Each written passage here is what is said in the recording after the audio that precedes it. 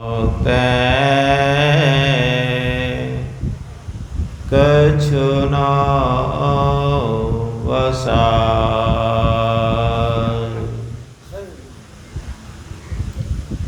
सृष्टि के कण कण में विराजमान परम पूज्य पाद परमाराध्य संत सद्गुरु महाराज के युगल पाद पद्मों में कोटि सा नमन। सद्गुरु महाराज के मस्तिष्क स्वरूप पूज्य पाद महर्षि संत सेवी परमहंस जी महाराज के युगल पाद पद्मों में कोटि सा नमन। संत सद्गुरु महाराज के हृदय स्वरूप महर्षि संत साई स्वामी जी महाराज के युगल पाद पद्मों में कोटि सा नमन। मंच पर विराजमान गैरिक वस्त्र में सुशोभित ज्ञान एवं ध्यान के प्रतिमूर्ति डॉक्टर पूज्यपाद स्वामी विवेकानंद जी महाराज के युगल पाद पद्मों में कोटि सा नमन। पूज्य निरंजन बाबा, पूज्य रतिलाल बाबा, पूज्य धर्मानंद बाबा, श्री कमलदेव बाबू, रामूर्ति बाबू, मुखिया साहब, परम आदरणीय सत्संग प्रेमी सज्जनों, माताओं एवं भक्तिमती बहनों, सबों को सादर नमन। अभी हम सबों ने परमाराध्य संत सद्गुरु महाराज के प्रसिद्ध ग्रंथ सत्संग योग चारों भाग से पाठ श्रवण किया। जिस समय परमाराध्य श्री सद्गुरु महाराज सो शरीर में विराजमान थे, उसी समय उन्होंने कहने की कृपा की थी कि जिस दिन मेरा यह शरीर नहीं रहेगा, मेरा प्रतिनिधित्व सत्संग योग चारों भाग करेगा। उसी प्रसिद्ध ग्रंथ से वेद भगवान का उपदेश श्रवण किया। ओम युञ्जानः प्रथमं मनस्तत्वाय सविता धियम् अग्निर्ज्योतिर्निचाय पृथिव्याध्याव्रत। वेद भगवान, कम कीजिए ऑपरेटर साहब। वेद भगवान हम मनुष्य मात्र को, जितने भी नर नारी हैं, मनुष्य मात्र को ही उपदेश देते हैं। गधा, कुत्ता, गाय, बैल, बकरी आदि जानवरों को नहीं, मनुष्य मात्र को उपदेश देते हैं कि हे मनुष्यों, जगत प्रसव करता, जगत मतलब संसार, प्रसव मतलब जन्म देने वाले, जिन्होंने संसार को जन्म दिया है, जिन्होंने संसार का निर्माण किया है, उस संसार के निर्माण करने वाले परमात्मा को तत्व रूप में जानो, वास्तविक रूप में जानो। उनका सच्चा स्वरूप कैसा है? प्रश्न होता है कि उनका सच्चा स्वरूप का दर्शन नहीं होगा, तत्व रूप में नहीं जानेंगे तो क्या होगा? तो संत महापुरुष ने कहा कि जब तक उनको तत्व रूप में नहीं जानेंगे, पहचानेंगे, तो जीवता जो लगा हुआ है, दुख लगा हुआ है, उस दुख से हम निवृत्त नहीं हो सकते। इसलिए उनको तत्व रूप में जानने के लिए कहते हैं। वास्तविक रूप उनका कैसा है? तो वह परमात्मा के संबंध में कहते हैं कि वाणी से कह नहीं सकते, आँख से हम देख नहीं सकते, कान से सुन नहीं सकते, त्वचा से स्पर्श नहीं कर सकते, जीवा से रसास्वादन नहीं कर सकते, 5 ज्ञान इंद्रियों से उनको ग्रहण नहीं कर सकते। वेद भगवान की दूसरी ऋचा में पढ़े, ओम स्वयोजत उरुकायस ज्योति वृथा कृतम मिमेते नौकावा पर्णसम कृते तिंग श्रृंगो हरिर दो दृश्य नक्त मृज्रा। सारांश इसका है कि आँख, कान, नाक, जीभ, त्वचा आदि इंद्रियों के द्वारा ईश्वर को प्रत्यक्ष करने की चेष्टा करना झूठ, ये खेल करना है।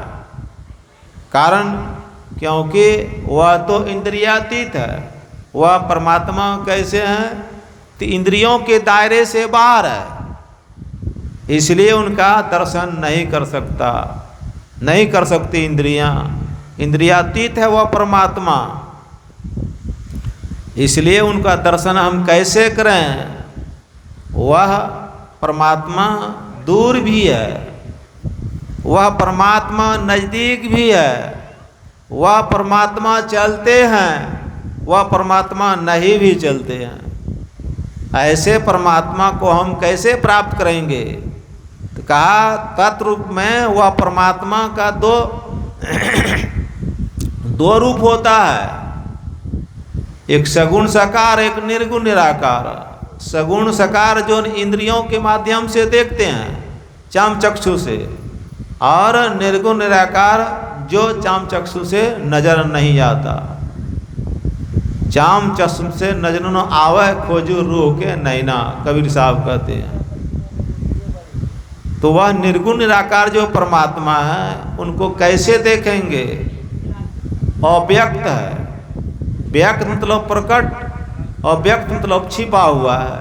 वह परमात्मा छिपे हुए हैं, तो कैसे देखेंगे उनको। उदाहरण के रूप में परमारा श्री सद्गुरु महाराज महाभारत का एक उपाख्यान दिया करते थे। कौरव और पांडव घमासान युद्ध हुआ, दोनों में, दोनों पक्षों में। कौरव की हार हुई, पांडव का जीत हुआ। कृष्ण युधिष्ठिर जो है बहुत पश्चाताप करते थे, बहुत रोते थे, बहुत दुखी रहते थे। मैंने बहुत गलती की, अपना ही परिवार को मैंने मार दिया। बहुत पश्चाताप करते थे, रोते थे। तो व्यास देव जी महाराज ने कहा इनकी बुद्धि को दूसरी जगह लगाना चाहिए। व्यास देव जी ने कहा कि आप अश्वमेघ यज्ञ कराइए। युधिष्ठिर जी महाराज ने कहा कि अश्वमेघ यज्ञ में कराने में तो बहुत पैसा खर्च होता है, और सब धन जो है युद्ध में समाप्त हो गया है। यहाँ तक कि पड़ोस में जो राजा लोग हैं उनसे भी धन लेकर खर्च कर दिए हैं, पैसा कहाँ है। तो व्यास देव जी ने महाराज ने कहा कि आपको पता नहीं है, मैं बताता हूँ। धन राजा मरुत ने यज्ञ किया था, बहुत दान दिए थे, इतना दान दिए थे लोगों को कि ले जा नहीं सके। उन लोगों ने पहाड़ की कंदरा में गाड़ दिया है, छिपा कर रख दिए हैं। मैं उसका भेद बताता हूँ, जाओ और उस धन को प्राप्त करो। व्यास देव जी महाराज ने युधिष्ठिर जी महाराज को भेद बता दिए, युक्ति बतला दिए कि वह धन प्राप्त करने के लिए। युक्ति के मुताबिक युधिष्ठिर जी महाराज खोज किया, मंत्री नौकर को लेकर गए अमुक जगह, जिस जगह खोजने के लिए कहा था उस जगह खुदवाए।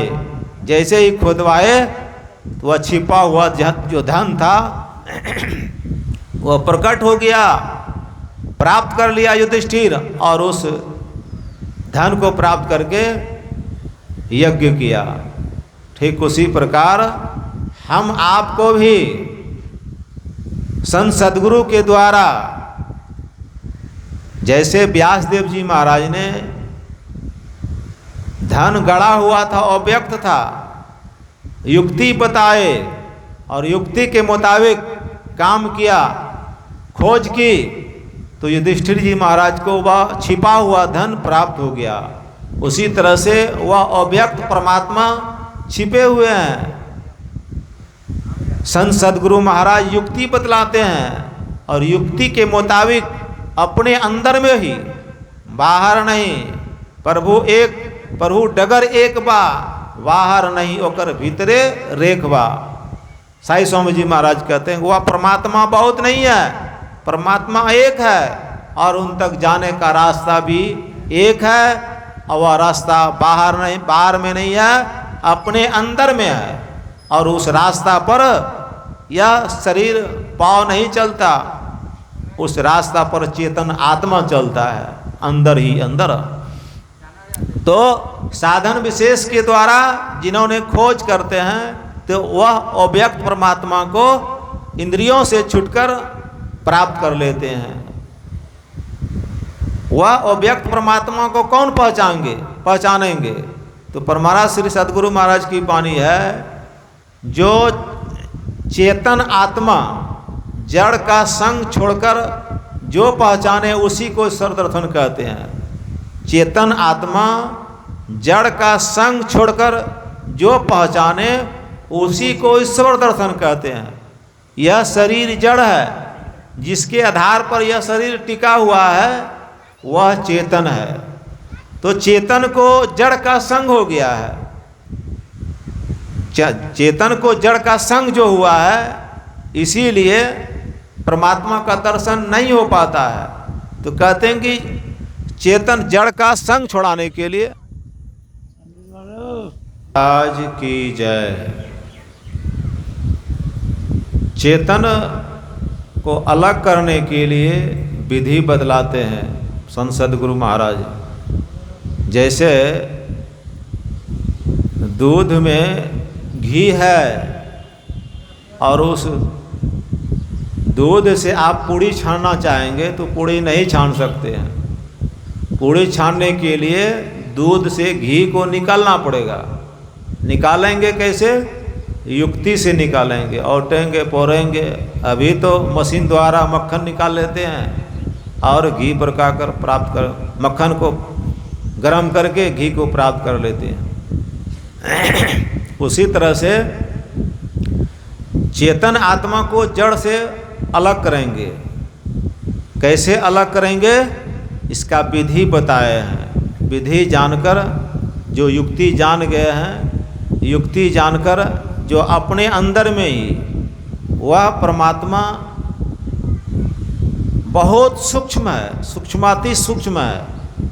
और इंद्रियां जो है, हम आपके अंदर में 14 इंद्रियां हैं, शरीर के अंदर में 14 इंद्रियां हैं।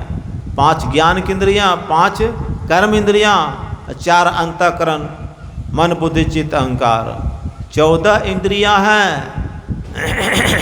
यह 14 इंद्रियां कैसी है? तो बहुत मोटा है, स्थूल है, और परमात्मा बहुत सूक्ष्म है। उदाहरण देते हैं गुरु महाराज कि घड़ी खराब हो जाता है, आप ठीक कराने के लिए जाते हैं मिस्त्री के पास। मिस्त्री घड़ी के यंत्र को पकड़ते हैं। कैसे पकड़ते हैं? पकड़ने वाला कैसा रखते हैं? लोहार की सरसी रखते हैं कि छोटा औजार रखते हैं? जो मिस्त्री होते हैं घड़ी का, बहुत छोटा सा औजार रखते हैं उसको पकड़ने के लिए, नो कि लोहार की सरसी से। लोहार की सरसी से पकड़ाएगा ही नहीं, इतना सूक्ष्म यंत्र होता है घड़ी का। छोटा यंत्र रखता है उसको पकड़ने के लिए। उसी तरह से यह इंद्रियां बहुत मोटी है, और वह परमात्मा कैसे बहुत सूक्ष्माति सूक्ष्म है। इसलिए सूक्ष्म चीज़ को मोटा चीज़ कैसे पकड़ सकता है? इसलिए उससे अलग हटने के लिए, फुटाने के लिए यही ध्यान की आवश्यकता है। बुद्धि योग अर्थात सत्संग करने के लिए कहते हैं। सत्संग में जाएंगे, महापुरुषों का संग होगा, वे युक्ति बतलाएंगे और युक्ति के मुताबिक अपने अंदर में ही ध्यान करेंगे। मानस जप, मानस ध्यान, इसको मानस योग कहा। वह परमात्मा कान नहीं रहते हुए सुनते हैं, नाक नहीं है गंध लेते हैं, चमड़ा नहीं स्पर्श करते हैं, जीवा नहीं स्वाद लेते हैं। बिनु पग चलय सुनय बिनु काना, कर बिनु कर्म करय विधिनाना। आनंद रहित सकल रस भोगी, बिनु बानी बक्ता बड़ जोगी। तन बिनु परस नयन बिनु देखा, ग्रह घरान बिनु पास असेखा। अस्सा भांति अलौकी करने, महिमा जासु जाय नहीं बरने। इसी बात को सुंदरदास जी महाराज कहते हैं श्रवण बिना धुनि सुनै, नयन बिनु रूप निहारै, रसना बिनु उच्चरै, प्रशंसा बहु विस्तारै, हस्त बिनु ताल बजावे, अंग बिना मिली संग बहुत आनंद बढ़ावे, मिली अंग बिना मिली संग बहुत आनंद बढ़ावे, बिनु शीश नवे जो सेव को, सेवक भाव लिए रहे, मिली परमात्म स्वात्मा, पराभक्ति सुंदर कहे। वह परमात्मा आँख कान नाक जीभ त्वचा नहीं है, लेकिन सब काम करते हैं। उस परमात्मा को अपने अंदर में ज्योति और शब्द की साधना करके परमात्मा को जानेंगे। ज्योति और शब्द का साधना अपने अंदर में ही, बाहर में नहीं। काहे रे बन खोजन जाई, सरब निवासी सदा अलेपा, तो ही संग समाई, पोप मधोजू बासु बसुत है, मुकुर माहे जैसे छाए, तैसे ही हरि बसै निरंतर, घट ही खोजो भाई। संसार में खोजने के लिए नहीं कहते हैं, अपने अंदर में ही वह परमात्मा को खोजने के लिए कहते हैं। और संत पलटू साहब कहते हैं, बैरागिन भूले आप में, जल में खोजे राम, जल में खोजे राम, जाय के तीरथ छाने, घर में चारों खोट सूद नहीं आपनी आने, फूल में जो बास, काठ में अग्नि छिपानी, खोदे बिना नहीं मिले है धरती में पानी। दूध में रहे घृत, छिपी मेहंदी में लाली, ऐसे पूरन ब्रह्म कहूँ तिल भर नहीं खाली। इसका ज्ञान कहाँ होगा? पलटू सत्संग बीच में कर ले अपना काम, बैरागिन भूली आप में, जल में खोजे राम। बाहर में उस परमात्मा को खोजते हैं, तो बाहर में जो खोजते हैं, पर महाराज श्री सदगुरु महाराज कहते हैं, बाहर भरमन बाल खेल जैसन, अभी अंतर धसो।